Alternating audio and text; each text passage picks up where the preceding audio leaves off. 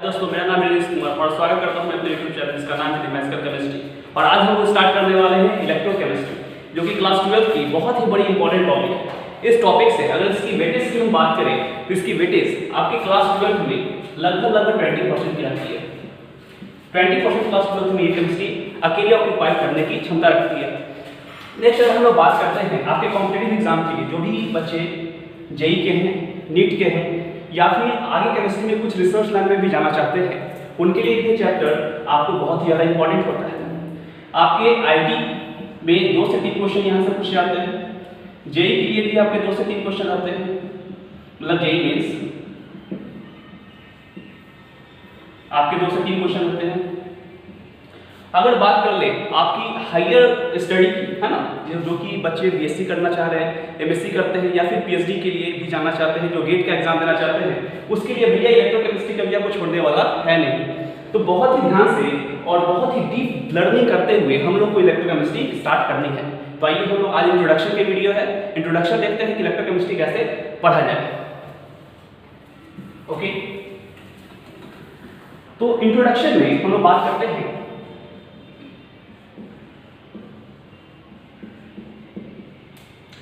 सबसे पहले इलेक्ट्रोकेमिस्ट्री की हम लोग बात करें तो भाई ये कहीं ना कहीं जाकर के एनर्जी से रिलेट करता है ना। मतलब कि इलेक्ट्रोकेमिस्ट्री कहीं ना कहीं हम लोग को एनर्जी के बारे में थोड़ा बहुत इंफॉर्मेशन देता है। तो अगर हम लोग एनर्जी की बात करें, तो एनर्जी आप लोग को पता होगा, आपने लोअर क्लास में पढ़ा होगा, 9th में पढ़ा होगा कि एनर्जी जो है 2 फॉर्म में आपकी एग्जिस्ट करती है। एक तो एनर्जी की ट्रांसफर होती है ना, ट्रांसफर ऑफ एनर्जी। जल्दी करना है ना, क्योंकि ये बहुत ही बेसिक टॉपिक है और बेसिक लेक्चर होने वाली है आज की, तो बहुत जल्दी से इसको खत्म करना है। दूसरी होती है transformation of energy, transformation of energy.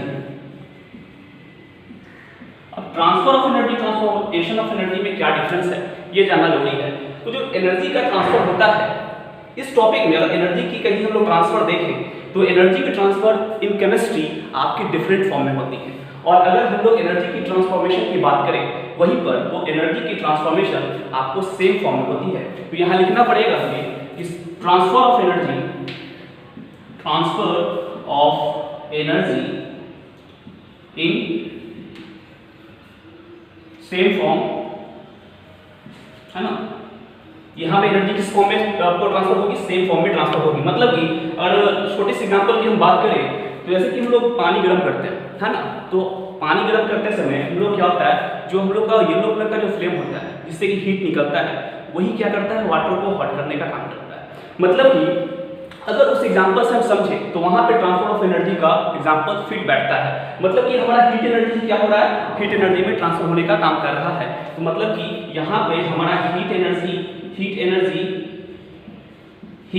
में ट्रांसफर हो रहा है, हाँ कि ना, बोल कर रहा हूँ। हीट एनर्जी में हमारा हीट एनर्जी में क्या हो रहा है, ट्रांसफर हो रहा है। लेकिन अगर हम लोग ट्रांसफॉर्मेशन की बात करें तो जब हम लोग पहले भी बात किए हुए हैं कि एनर्जी का जो ट्रांसफॉर्मेशन होता है वो डिफरेंट फॉर्म में होता है। तो लिखेंगे हम लोग ट्रांसफॉर्मेशन ऑफ एनर्जी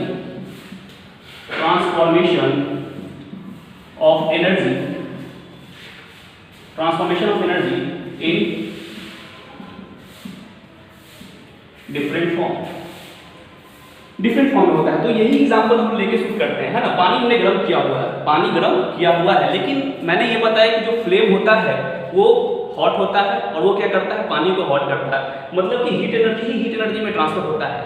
लेकिन आपको बेसिक जानकारी होनी चाहिए, अगर जो आपने पानी गर्म किया हो तो वो केमिकल जो सिलेंडर होता है, घर में जो सिलेंडर होता है, गैस होता है, उससे ही हमारा गैस निकलता है। तो गैस क्या है, एक केमिकल है। मतलब कि हमारा केमिकल एनर्जी ही हीट एनर्जी में ट्रांसफर होगा, तब तो हीट एनर्जी में ट्रांसफर हुआ होगा। फ्लेम जो होगा वाटर को गर्म किया होगा। मतलब कि यहाँ पे हमारा केमिकल एनर्जी ट्रांसफर हुआ है कहाँ, हीट एनर्जी में। अरे बोलो हाँ कि ना, हीट एनर्जी में ट्रांसफर हुआ है। तो ये बेसिक डिफिनेशन थी। अब देखो ये तो एग्जांपल थी भाई कि transfer of energy, transformation energy की समझने के लिए। अब हम लोग इलेक्ट्रोकेमिस्ट्री डील कर रहे हैं तो सबसे पहला जानकारी ये रखना है कि इलेक्ट्रोकेमिस्ट्री क्या चीज बताती है।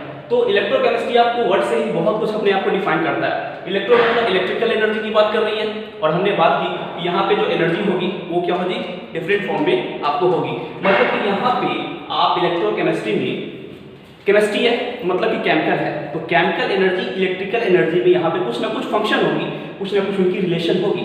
तो यहाँ पे हम लोग केमिकल एनर्जी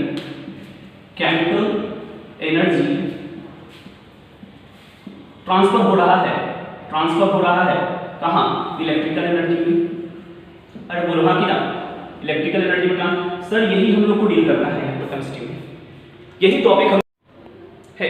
तो हम लोग थे केमिकल एनर्जी जब ट्रांसफर होता है इलेक्ट्रिकल एनर्जी में तो क्या फॉर्म होता है, क्या कंडीशंस में केमिकल एनर्जी इलेक्ट्रिकल एनर्जी में ट्रांसफर होता है, और कौन से कंडीशन में इलेक्ट्रिकल एनर्जी जब हमारा ट्रांसफर होता है केमिकल एनर्जी में तो क्या होता है, वो दोनों बातें इस टॉपिक में हम लोग करने वाले हैं। तो केमिकल एनर्जी जब हमारा ट्रांसफर होता है इलेक्ट्रिकल एनर्जी में तो वो बेसिकली एक टॉपिक है पढ़ा जाता है, इसको बोलते हैं लोग इलेक्ट्रोकेमिकल से, इलेक्ट्रोकेमिकल शेल, ठीक है। और जब भी हमारा इलेक्ट्रिकल एनर्जी केमिकल एनर्जी में ट्रांसफर होता है उसको हम लोग बोलते हैं इलेक्ट्रोलाइटिक सेल,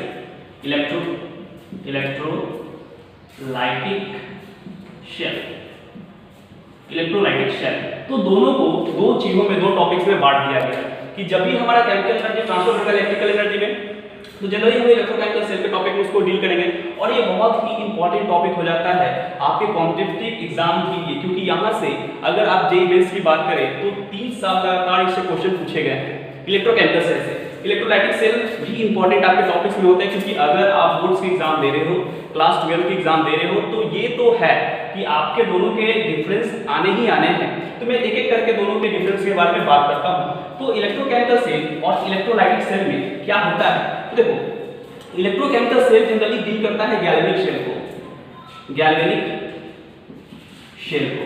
अब ये गैल्वेनिक शेल क्या होता है आगे आने वाले वीडियो में हम लोग जानेंगे कि गैल्वेनिक शेल में क्या क्या चीजें होती हैं। अब इलेक्ट्रोलाइटिक शेल जो होती हैं वो जनरली आपको ये प्रोसेस जो होता है, सर ये प्रोसेस की अगर बात करें तो ये प्रोसेस हमारा नॉन स्पॉन्टेनियस होता है, नॉन स्पॉन्टेनियस।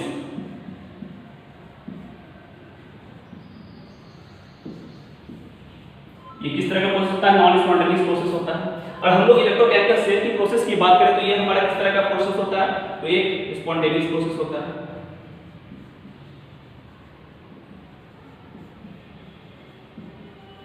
एक क्या होता है, स्पॉन्टेनियस प्रोसेस होता है। बस यहाँ पे हम लोग को यही डील करना है कि सर हम लोग को क्या चीज कहाँ पे पढ़नी है। तो हम लोग को ये इलेक्ट्रोकेमिकल सेल, गैल्वेनिक शेल हो गया, या फिर आप आगे चल के पढ़ोगे स्टैंडर्ड हाइड्रोजन इलेक्ट्रोड के बारे में, या फिर आप पढ़ते हो कैल्विन इलेक्ट्रोड के बारे में। बहुत सारे हाफ सेल जो कि आप डील करते हो इलेक्ट्रोकेमिकल सेल के बारे में।